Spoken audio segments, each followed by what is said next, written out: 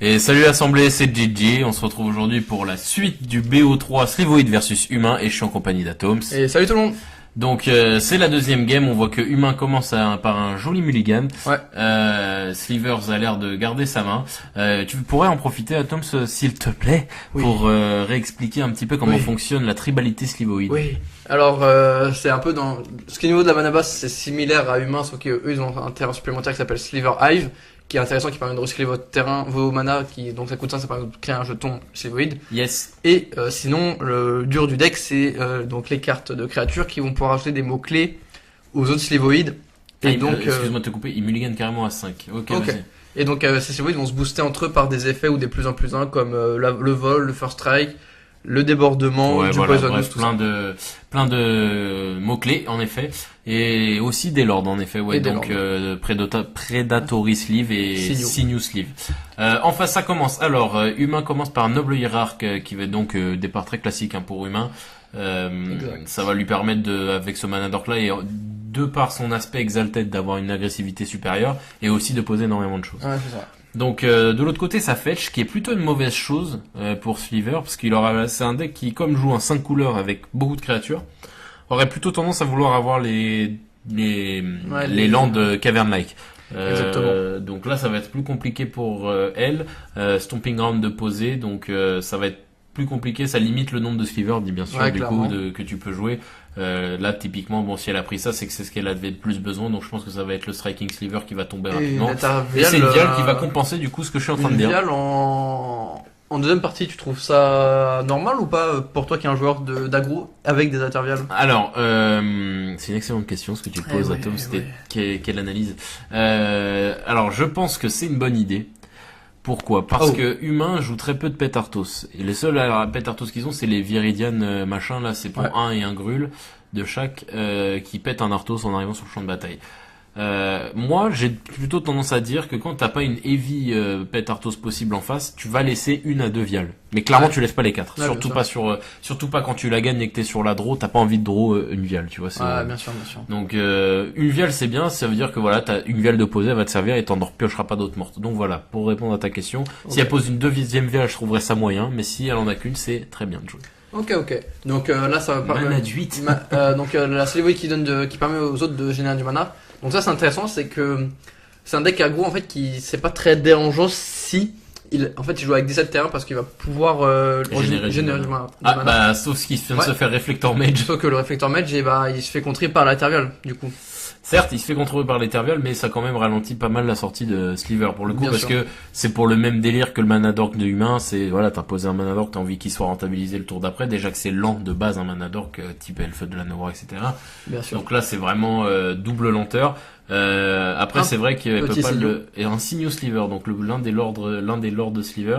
Et elle repose le mana Wift, comment ça s'appelle, mana de 8, Slivoid mana de 8. Par contre, le Sinew, pour le coup, c'est que, contrairement aux nouveaux Slivers qui sont sortis à M14, il booste tous les Slivers sur la table. Exactement. Donc, si vous faites un miroir. Bon, ce qui est impossible. C'est improbable, mais. En moderne, un mirror de Slivoid, ça me paraît relativement improbable. D'ailleurs, Dominaria, c'est le retour des Slivers. J'ai hâte de voir ce que ça va donner. On a hâte, ouais. J'ai vraiment hâte de voir ce que ça va donner. Franchement, Hypudes. Et donc, allez, c'est reparti. On continue à attaquer avec. Alors peut-être qu'il va attaquer avec le. Est-ce qu'il peut attaquer? Oui, c'est une 2-3 de base. Donc avec c'est le 3, ça fera une 3-4. Avec le boost de l'exaltation, il peut clairement attaquer. Il va remonter avec. C'est bien ça. Le Sinew. Ouais, Fantasmal Image. Je suis pas fan de ces cartes dans les decks tribal, de par son défaut en fait. Mais c'est vrai que là, par exemple, avec Humain, qui a beaucoup d'effets auto-include dans ses bêtes, comme je disais dans son Factor Fiction attribué, il y a des effets. Allez le voir. Mais voilà, il a beaucoup d'effets auto-include dans ses bêtes, type Reflector Mage, type Middling Mage, etc. Tous les cartes qu'il Quasiment, ouais. Donc, Fantasmal Image a du sens pour le coup, je trouve. Donc, dans ce deck-là. Après, voilà, c'est pas Slivoid qui est le deck le plus interactif de la planète. Donc là, pour le coup, vraiment, c'est tout bénef pour lui. Après, là, d'un côté, le deck humain, il fait quand même plutôt contrôle que aggro. Là, il agresse pas trop et c'est pas avec esprit dévoué, je vais te contredire, c'est vrai. Esprit dévoué, là, c'est vraiment... Humain midrange incoming. Bah, surtout, c'est pas foncièrement logique, mais après, il est peut-être en mode, je sais que j'ai pas gagné la bataille de l'agressivité parce que il y a du first strike en face, il y a du fly et tout, tu la gagneras pas. Donc, je pense qu'il a raison de la jouer comme ça. Le seul truc, c'est que ça ne correspond pas du tout à la manière dont la game se passe actuellement. Clairement. Donc, parce que là, pour le coup, mais après, board, il tempo aussi. C'est pour ça qu'il a l'avantage de board. C'est pas dû que par une mauvaise sortie ou la volonté de jouer différemment. Non, si, pour le coup, il a une volonté de jouer différemment. Non, je parle là de la part du joueur sliver. Ah, de la part du joueur sliver, ouais. C'est pas que ça, c'est juste qu'elle s'est pris de réflecteurs mage, donc ouais, forcément, au moment, t'es ralenti. Hein. C'est ça. Donc là, on voit quand même que l'humain est dans plutôt une bonne posture.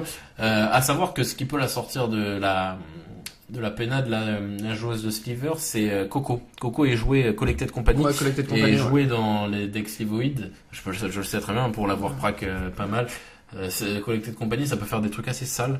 Maintenant, elle a toujours pas reach, elle a que 2 landes en main. Ouais. Enfin, sur le board, pardon. Mais c'est compliqué de la reach. Mais il y a la mana de 8. Et il y a la mana de 8, exact. Il y a la mana de 8, et aussi, j'ai envie de dire, il y a quand même la Ethereal qui est untapped. Hein, ouais, donc fin de tour, elle risque de poser un sleeve. Donc là, elle va nous tenter de... elle tente une bolt sur le réflecteur.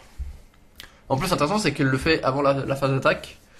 Ou je sais pas s'il est en phase d'attaque ou en fin de tour, mais du coup il a pas le bonus du plus 1 plus 1, donc il prend complètement sa bolt. Clairement, et là bim, elle va mana autre... Wift into bolt. Ah dis donc, ça c'est bien joué.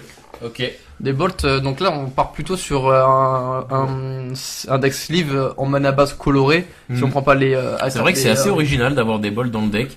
Donc les rouge-vert un peu, si on compte pas les créatures, si on compte vraiment les manas non... Ouais, j'ai compris, oui, c'est plus rouge-vert attribué, ouais, clairement pour jouer les cocos et les bolts. Ouais, je pense que c'est une bonne idée. C'est une bonne idée, ouais, c'est une bonne idée, ça rajoute des anti-bêtes à un deck qui en a pas, donc forcément c'est bien. C'est un peu le même problème que Merfolk par exemple, qui a très peu d'interactions de base. Maintenant, ça commence à évoluer avec les Harbinger et tout, les nouveaux ondins que Wizard nous ont sortis avec Water Trap Weaver et l'escroc ondin qui est arrivé. Qui a été spoil à Dominaria. Exactement. Donc, mais voilà, c'est bien de rajouter de l'interaction de façon. Ça prend un troisième meddling sur une deuxième image. Réflecteur, tu veux dire? Ouais, troisième. Ouais. Je veux dire, oui, du coup, oui, c'est l'expérience du format moderne nous fait comprendre à tous, joueurs de tribalité, que c'est pas le plus bourrin qui nous fera gagner, c'est l'interaction avec l'adversaire qui nous fera gagner. La collected. Et c'est une Coco qui sort. Alors, qu'est-ce qu'elle peut sortir de bien sur cette ça? Jolie collected. Alors... Ça c'est bien, c'est que du coup, en plus de ça, après là, il y a encore les meilleures sorties, c'est de sortir la Hast. Elle a pas réussi à l'avoir. Elle a quand même touché un plus 1 plus 1 et un vol. Et un vol, ce qui est quand même très respectable, hein, du coup. Ça va lui permettre de pouvoir passer outre ces grosses défenses là qui commencent à se poser, parce que des réflecteurs mages, c'est quand même des 2-3, hein, c'est pas négligeable. En termes de body pur, hein, au-delà de leur capacité déjà extrêmement puissante, c'est aussi des très bons body. Après là, elle l'a joué en fin de son tour, ou en M2, la Coco. Ouais. Je pense que ça aurait été plus intéressant de la jouer en éphémère. Je crois qu'elle l'a joué sur son tour, ouais. Ouais, donc ça aurait été peut-être plus intéressant de la jouer sur un tour adverse. Je suis pas sûr que ça change grand chose. Après, tu sais jamais, hein, tu peux te manger un spellcaller, hein. Il y a des decks humains qui jouent des spellcallers. Ouais, mais tu peux jouer en réponse au spellcaller ta Coco. Non, mais tu fais Coco en fin de tour. Et lui, spellcaller ton Coco. Ah, ouais. Ah, oui. C'est pour éviter le spellcaller. Ouais, parce que t'es full tap pour le coup, le humain. Ouais, voilà, c'était pour éviter, tu vois, c'est le spellcaller, je pense. C'est pas faux. Ouais, parce que le spellcaller, il a quand même une grosse range, hein. 4 de système maximum. C'est vraiment très puissant. C'est archi puissant. En plus d'être un body respectable, hein, qui a le vol, etc. Donc franchement, là, c'est pas le moment. C'était loin d'être le moment pour elle de s'empaler sur ça. Elle joue le Sinew Sliver de tout à l'heure, qui a été bouncé. Là, ça commence à faire un board assez vénère quand même. Ouais, on a pas déjà tous plus de plus 2, c'est très puissant. Rien ça fait tous des 3-3 vols. C'est ça, tous des 3-3 vols. Avec tous une capacité de général mana. C'est ça, avec tous une capacité de général mana. Il suffit que là, là, attends, déjà, il y a 3x3, il y a 4x3. Là, elle pourrait faire une Coco avec la mana de 8, hein. Elle sort un autre général, elle a gagné. Donc, elle a 4 de mana. Donc là, elle pose la Sliver Rive, le joueur adverse connaît pas. Là, si elle a 4 mana, si elle a un autre, ça sent la Coco. Ouais, ça sent la Coco à planer, là. Ouais, une double Coco, c'est ça. Surtout que là, sur la Coco, si elle sort, admettons, la Hast. Elle sort n'importe quoi. Non, là, si elle touche la Hast, c'est vraiment, non, si elle touche la Hast, je pense qu'elle peut, la Hast ou un général. Un général, elle a assez, parce que là, elle a Hast au général, je pense. Non, mais elle a même pas besoin, parce que là, en fait, elle a déjà 4, La As. Ouais, la As, bah c'est GG. Plus le plus le diffusal le diffusal sliver, ouais. qui fait un genre de contre. Qui fait en fait un genre de Copala un peu, c'est ouais, voilà, ça coûte Copala, 2 pour le cibler. Puis en autre général, bon. Là donc, c'est GG, hein, toutes les créatures ont la As et le vol. Donc là, ça me semble difficile de faire pire. Voilà, le létal. Voilà, le létal en 2 cocos. En 2 cocos. Bon, ça a été assez, pas mal de réussite. Ça sert à rien de compter, frérot. T'es mort. Ok. Même là, il a un PTE, ça change rien. C'est GG. Ouais. Et c'est comme ça que ça se conclut. Donc un petit 2-0 de Sliver. Un bon stomp sur le humain. Ça fait plaisir à voir d'un deck exotique qui tue un top tier. Ça met bien. Après, bon, sans spoiler la game 1, ça s'est plutôt très mal passé pour le humain à la game 1. On vous invite à aller la regarder. Ouais, clairement. Mais ça fait plaisir. En tout cas, voilà, si vous voulez voir une deck tech plutôt complète, hein, non exhaustive bien sûr, c'est dur sur un post Facebook, mais je vous invite vraiment à aller vous abonner à la page Facebook, aller dérouler un peu le field et vous trouverez la deck tech. De toute façon, vous pouvez aussi retrouver les deck tech sur la chaîne bien YouTube sûr, aussi. Sur la chaîne YouTube, et une fois par mois, dans tous les cas, vous avez sur la page Facebook une nouvelle deck tech du chef présentée une fois par mois. Donc voilà, c'est comme ça que ça se finit. Donc ce petit BO3 qui finit donc un 2-0 Slivoid, ça fait plaisir. Et puis ça fait vraiment plaisir de voir un petit deck. Ouais, un deck vraiment outsider. Outsider au possible, tu m'étonnes. Slivoid, c'est plus joué depuis longtemps. Et peut-être, hein, comme je disais, peut-être que ça reviendra avec Dominaria. On espère, on croise les doigts. Ah grave, moi archi. J'ai trop envie de voir ça. Le remplacerais-tu par ton deck content? Jamais, non, jamais. Mais c'est beau, ce serait beau. Ce serait beau. En tout cas, voilà, c'est comme ça que ça se termine. L'équipe Atom, ça a quelque chose à rajouter? Bien sûr, donc vous pouvez vous abonner à la chaîne YouTube, à la page Facebook, comme le disait Gigi. Liker, poser un commentaire et à partager à tout fan. Ça fait plaisir et c'est comme ça qu'on fait grandir la chaîne. C'est grâce à vous. Exactement, et on vous remercie encore une fois pour ça. Et sur ce, on se dit à la prochaine assemblée. Salut tout le monde. Salut tout le monde.